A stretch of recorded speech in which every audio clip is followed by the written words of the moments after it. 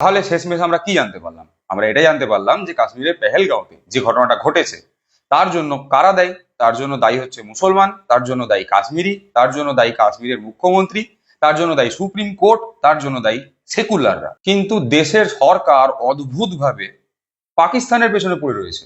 এই সমস্ত ঘটনার জন্য পাকিস্তানের জল বন্ধ করে দিয়েছে, কোনো সেকুলারের ঘর থেকে বেরোনো বন্ধ করেনি। পাকিস্তানের যারা নাগরিক, যারা ভারতবর্ষে এই মুহূর্তে রয়েছে, তাদের বলেছে দেশ ছেড়ে দিতে, কোনো মুসলমানকে বলেনি দেশ ছেড়ে দিতে। পাকিস্তানের ভিসা ক্যান্সেল করা হয়েছে, কোনো কাশ্মীরির আধার কার্ড ক্যান্সেল করা হয়নি। খবরের চ্যানেলে বসে গোবর রঞ্জন ঘোষ আর গোবর রঞ্জন ঘোষের মতন অ্যাঙ্কাররা চিল্লিয়ে চিল্লিয়ে এক কথা বলছে, আর দেশের সরকার আরেক রকম কাজ করছে।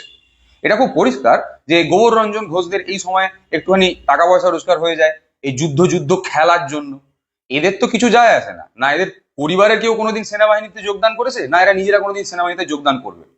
বাই দা ওয়ে, গোবর রঞ্জন ঘোষ একবার মাল খেয়ে গাড়ি চালাতে গিয়ে অ্যাক্সিডেন্ট করেছিল, এই তো এদের চরিত্র। এবার মালের সাথে কিসের মাংস খেয়েছে সেটা তো আমরা কেউ জানি না, কিন্তু এখন সে হিন্দু রাষ্ট্রের নেতা হয়ে গেছে। আমি একটা উদাহরণ দিচ্ছি গোবর রঞ্জন ঘোষকে এবং যারা দেখছেন এই ভিডিওটা তাদেরকে। কাশ্মীরে 2000 পর্যটক যেখানে উপস্থিত, সেখানে কোনো সেনাবাহিনী ছিল না। এটা আমি বলছি না, এটা একটা খবরের চ্যানেলের নিউজ রিপোর্টার বলছে। আগে রিपोर्टটা শুনুন। सुरक्षा एजेंसियों का मानना है, खासतौर से होम मिनिस्ट्री की तरफ से और उच्च अधिकारी की तरफ से और इंटेलिजेंस एजेंसीज की तरफ से कि सुरक्षा में चूक हुई है। ये मजाक नहीं है। 2000 टूरिस्ट किसी एक पिकनिक स्पॉट पे हैं, वहां पर ना ही पुलिस बल की कोई तैनाती, ना ही सुरक्षा बलों की कोई तैनाती।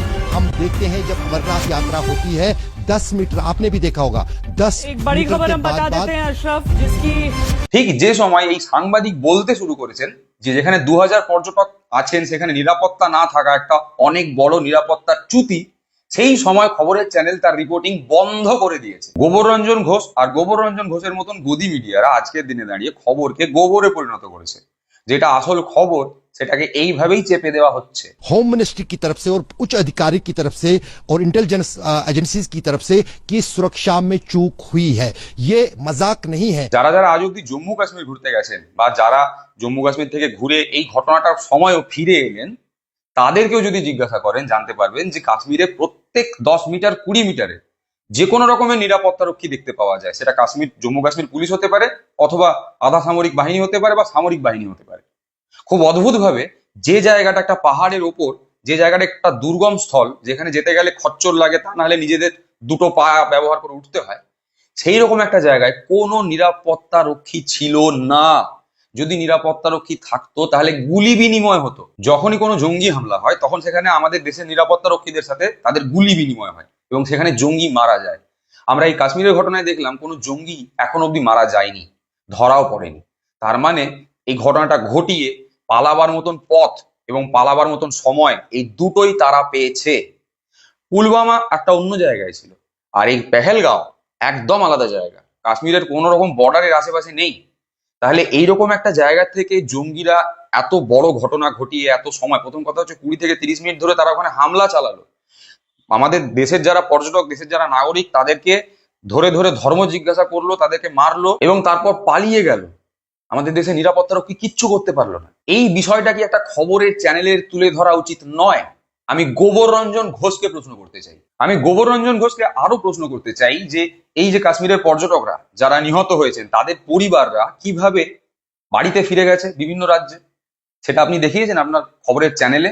ও কি করে দেখাবেন, আপনার তো গোবরের চ্যানেল, খবরের চ্যানেল তো নয়। যদি খবরের চ্যানেল হতো তাহলে আপনারা দেখাতেন যে ওখানে যারা স্থানীয় কাশ্মীরি তারা কিভাবে নিজেদের প্রাণের ঝুঁকি নিয়ে সাহায্য করেছেন সমস্ত পর্যটকদের, যাতে তারা নিরাপদে বাড়ি ফিরতে পারে। ওখানের গাড়িওয়ালা বাসওয়ালারা ফ্রিতে এয়ারপোর্ট অব্দি, স্টেশন অব্দি ছেড়ে দিয়ে এসেছে পর্যটকদের।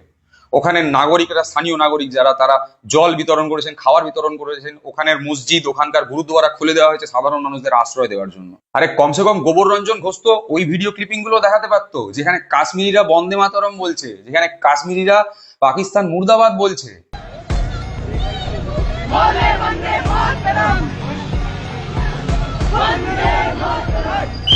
গোবর রঞ্জন ঘোষ চিৎকার করে করে বলছে এক্ষুনি যুদ্ধ চাই। ভাই তাহলে তুমি খবরের চ্যানেলে কি করছো? সেনাবাহিনীতে যাও, হ্যাঁ, ডাইরেক্টর জেনারেল হয়ে যাও, তা নাহলে নেতা হয়ে গিয়ে দেশের প্রধানমন্ত্রী হও না।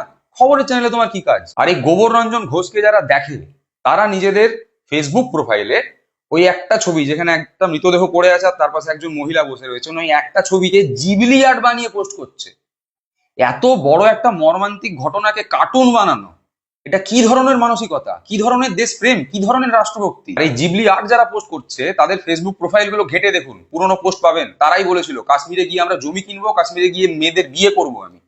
তো এই সমস্ত হিন্দুবাদী নেতারা বা এই গোবরঞ্জন ঘোষের মতন লোকরা বা তাদের ফলোয়াররা কজন গেছে কাশ্মীরে জমি কিনতে? তার জবাব চাইছে বাংলা। নাম জিজ্ঞেস করে করে হিন্দুদেরকে মেরে ফেলা হয়েছে, অত্যন্ত মর্মান্তিক বিষয়। কিন্তু এই নাম জিজ্ঞাসা করে করে, আইডেন্টিফাই করে করে মেরে ফেলা, এটা কি আমাদের দেশে দাঁড়িয়ে এই প্রথম হয়েছে? না, একেবারেই নয়। আপনাদের একটা ঘটনা মনে করাই। মহারাষ্ট্রের একটা ট্রেনে একজন আরপিএফ জওয়ান ট্রেনের যাত্রীদের নাম জিজ্ঞাসা করে করে মেরে ফেলেছিল 3 জন যাত্রীকে। এই 3 জন যাত্রী মুসলমান ছিলেন। আরপিএফ জওয়ান ওই মুসলিম খুঁজে খুঁজেই হত্যা করেছিল। এটা আমাদের দেশের মাটিতে হয়েছে। তাবরেজ আনসারি চোর, এই অভিযোগ তুলে তাকে পোস্টের মধ্যে বেঁধে জোর করে তাকে জয় শ্রীরাম বলানো হয়েছে, ঠিক যেমন কলমা পড়ানো হয়েছে কাশ্মীরে। এবং তাবরেজ আনসারিকে ওই রাস্তার মধ্যে পিটিয়ে পিটিয়ে মেরে ফেলা হয়েছে। মোহাম্মদ আখলাক, পেহলু খান, এদেরও মারা হয়েছিল ধর্মীয় পরিচয়ের জন্যই। এরকম কত নাম নেব আপনি বলুন। সাংবাদিক গৌরী লঙ্কেশকে মেরে ফেলা হয়েছিল তার পরিচয়ের জন্য, কেননা তিনি সত্যি কথা লিখতেন। আজকের দিনে দাঁড়িয়ে 2025 সালে হরগোবিন্দ দাস এবং তার ছেলে চন্দন দাসকে তার পরিচয়ের জন্য মেরে ফেলা হয়েছে। জানি এবার আপনাদের আঙ্গুলগুলো চুলকোতে শুরু করবে কমেন্ট করার জন্য। সেকুলারের মা ওই, সেকুলারের বাবা সেই, সব বুঝতে পারছে, এইসব লিখবেন আপনারা। কিন্তু সেকুলার সেই যে হিন্দুর হয়েও লড়ে, মুসলমানের হয়েও লড়ে, হিন্দুর ভুলটা নিয়েও কথা বলে, মুসলমানের ভুলটা নিয়েও কথা বলে। আমরা আছি বলেই হিন্দু মুসলিম শান্তিতে বেঁচে থাকে। আজকে যে পাকিস্তানকে আমরা দেখছি, সেই পাকিস্তান একদিনে তৈরি হয়নি। সেই পাকিস্তানেও সবার আগে হামলা করা হয়েছে সেকুলারদের ওপর, তারপরে সংখ্যালঘুদের ওপর, তারপর যখন ওখানে আর মারার কেউ ছিল না, তারপর মারার জন্য ভারতবর্ষে এসছে ওরা। পাকিস্তান আগে নিজের দেশের গরিবের পেটে লাথি মেরেছে। আপনি বিশ্বাস করবেন না, ওখানে এখন 110 সিসির বাইক চলে, এর উপর বাইক নেই। ওখানে আটা কিনতে পারে না ওখানকার সাধারণ মানুষজন, নাগরিক। আর ঠিক যেমন আমাদের দেশে হিন্দু রাষ্ট্রের জুমলা আছে, পাকিস্তানের একটা জুমলা হচ্ছে কাশ্মীর। আমাদেরকে হিন্দু রাষ্ট্র দেখিয়ে পেটে লাথি মারছে দেশের নেতা, ওদেরকে কাশ্মীর দেখিয়ে পেটে লাথি মারছে ওদের দেশের নেতা। তাই আমি এবার প্রশ্ন করতে চাই গোবরঞ্জন ঘোষকে, গোবরঞ্জন ঘোষের মতো নিউজ অ্যাঙ্কারদেরকে এবং তাদের নেতাদেরকে, তাদের ফলোয়ারদেরকে, সবাইকে প্রশ্ন করতে চাই, আমরা কি তাহলে পাকিস্তানকে ফলো করছি? আমরা তো 4 ট্রিলিয়ন ইকোনমি, আমরা বিশ্বগুরু ভারত। তো বিশ্বগুরু ভারতের এত ক্ষমতা নেই যে মিসাইল ছেড়ে দেবে এই পাকিস্তানের ইসলামাবাদে বা লাহোরে বা কোথাও গিয়ে? ও সেটাই বা হবে কি করে? আমরা তো ইসরায়েলের খালি লেজ ধরে ঝুলতে যাইনি। ইসরায়েলের মতন ক্ষমতা আমাদের আছে নাকি? আমাদের তো ক্ষমতা মন্দির খোঁড়া অব্দি সীমাবদ্ধ। সোশ্যাল মিডিয়াতে হ্যাশট্যাগ চলছে উই ওয়ান্ট রিভেঞ্জ, আর ওই উই ওয়ান্ট রিভেঞ্জ হ্যাশট্যাগ দিয়ে গালি দেওয়া হচ্ছে কাকে? সেকুলারদেরকে, দেশের নাগরিকদেরকে। কি দারুণ একখানা বিষয় না? আচ্ছা, যখন ক্রিকেট ওয়ার্ল্ড কাপ হয় আর পাকিস্তান ভারতবর্ষের বিরুদ্ধে খেলতে নামে, তখন কি ভারতবর্ষের বোলাররা ভারতীয় ব্যাটসম্যানদেরকে বল করে না ভারতীয় ব্যাটসম্যানরা ভারতীয় বোলারদের ছক্কা মারে? তাহলে যেখানে আজকে দাঁড়িয়ে এত বড় একটা ঘটনা ঘটে গেছে যে কাশ্মীরে যারা মারা গেছেন তারা কাশ্মীর থেকে কন্যাকুমারী, গুজরাট থেকে আসাম, সব স্টেটের, সব রাজ্যের নাগরিক। পুরো ভারতবর্ষের ওপর এই হামলাটা হয়েছে। এই হামলাটাকে আমরা সেকুলারদের করা হামলা, মুসলমানদের করা হামলা, কাশ্মীরিদের করা হামলা, এইসব ভাবে দেখছি কেন? আর তারা কারা যারা আমাদেরকে এইরকম ভাবে জিনিসগুলো বোঝানোর চেষ্টা করছে? গোবরঞ্জন ঘোষ কি চায় পরিষ্কার করে বলতে পারে? ওই একটা গল্প ছিল, মনে আছে? দুটো শেয়াল মিলে ঝগড়া করছিল, মাঝখান থেকে একটা কুকুর এসে মাংসের টুকরো নিয়ে চলে গেছিল। একই জিনিস ঘটেছে আজকের দিনে দাঁড়িয়ে। আমরা নিজেদের মধ্যে নিজেরা লড়াইয়ে এত ব্যস্ত যে বাইরের দেশের শত্রু এসে আমাদেরকে আক্রমণ করে চলে যাচ্ছে, আমরা কিচ্ছু করতে পারছি না। ওই ইন্ডাস্ট্রিটির জল আটকে কি হবে? পাকিস্তান যদি নিজেদের দেশের নাগরিকের কথা ভাবতো, তাহলে পাকিস্তানের জিডিপি আজকে 2.5% পড়ে থাকতো না, তাই না? ইন্ডাস্ট্রিটির জল আটকে যে পাকিস্তানের সাধারণ নাগরিক, তাদেরকে আমরা ডিস্টার্ব করতে পারি, তাদের আমরা শায়েস্তা করতে পারি, কিন্তু পাকিস্তানের সরকারের তাতে আমার মনে হয় না কিছু যায় আসে বলে।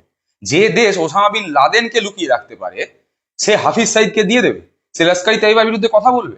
আপনি বিশ্বাস করেন এগুলো? হতে পারে যে কথাটা আমি বলছি সেই কথাটা আপনার শুনতে খারাপ লাগছে, হতে পারে আমিও হয়তো যুদ্ধের শব্দে কথা বলছি, কিন্তু আমার একটাই প্রশ্ন, যখনই এই ধরনের হামলা হয় তখন আমরা বসে বসে এইটা করব, ওইটা করব, সিনেমা বানাবো, সিনেমা ব্যান করব, ক্রিকেট ব্যান করব, এই সব কেন করতে থাকি? আর এবারে তো ছেড়ে দিন, এবারে তো সবাই নেমে পড়েছে আমাদের বিরুদ্ধে, সেকুলারিজমের বিরুদ্ধে, সেকুলারদের বিরুদ্ধে নেমে পড়েছে। এগুলো কেন করি? কেন আমাদের হাতে সেই ক্ষমতা নেই কেন বিশ্বগুরু ভারতের হাতে, যে আমরা একটা এখান থেকে বোতাম টিপবো, ইসলামাবাদে গিয়ে রকেট পড়বে বা হাফিজ সাইদের ঘরে রকেট পড়বে? এটা কেন হচ্ছে না? তার মানে বিশ্বগুরু আমরা শুধুমাত্র ভাষণে, মুখের কথায়, আর বিশ্বগুরুর ভাষণ যিনি দেন তার মুখের কথা একটু শুনুন।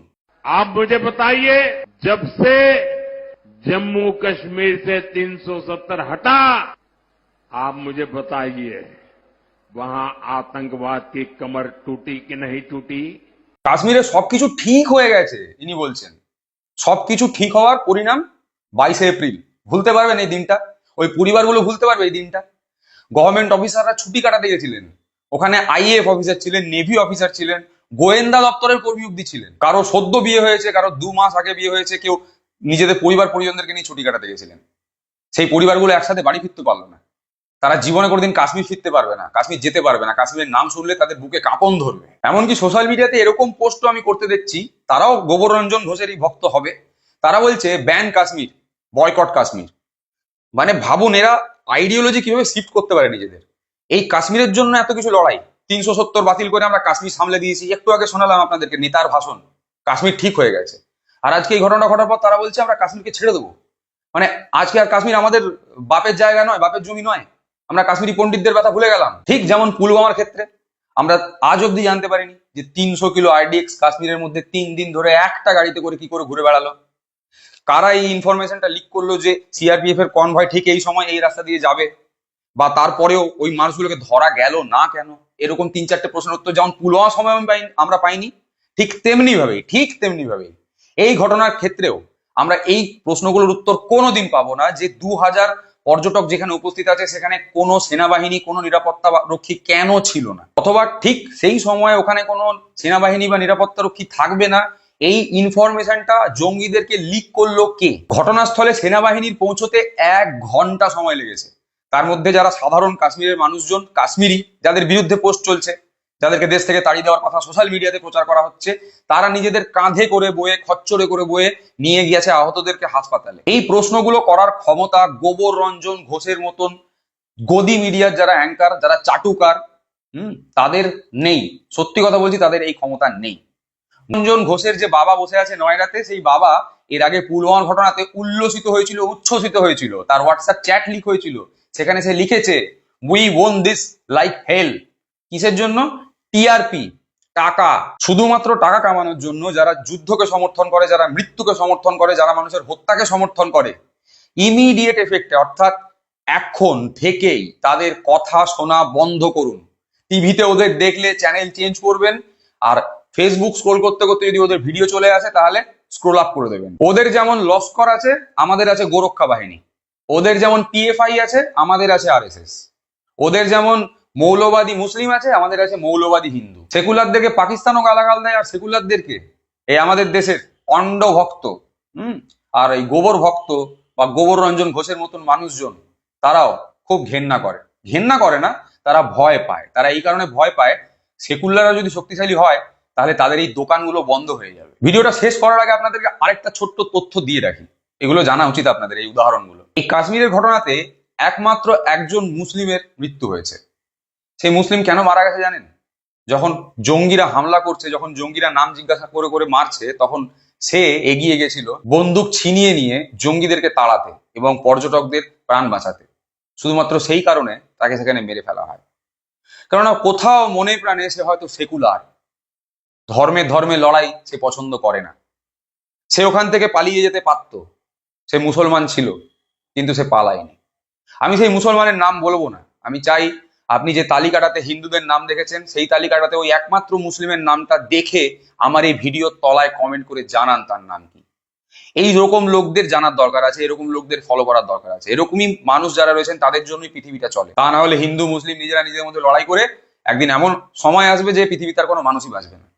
তাই জন্যই বলছি, যতই সেকুলারিজমকে গালাগালি দিয়ে দিন, না হিন্দু না মুসলিম, সেকুলারিজমই পথ। অনেকে বলে দেশের সংবিধানে সেকুলারিজম শব্দটা অনেক পরে যোগ করা হয়েছে, ওটা বাদ দিয়ে দিলে কিছু অসুবিধে নেই। আমি বলছি বাদ দিয়ে দিলেও কোনো সমস্যা নেই। যে সংবিধানে সেকুলারিজম শব্দটা, ওই শব্দটা যোগ করার আগে ও সংবিধানটা সেকুলার তত্ত্ব দিয়েই চলছিল, ওই শব্দটা বাদ দিয়ে দেওয়ার পরেও সংবিধানটা সেকুলারই থাকবে।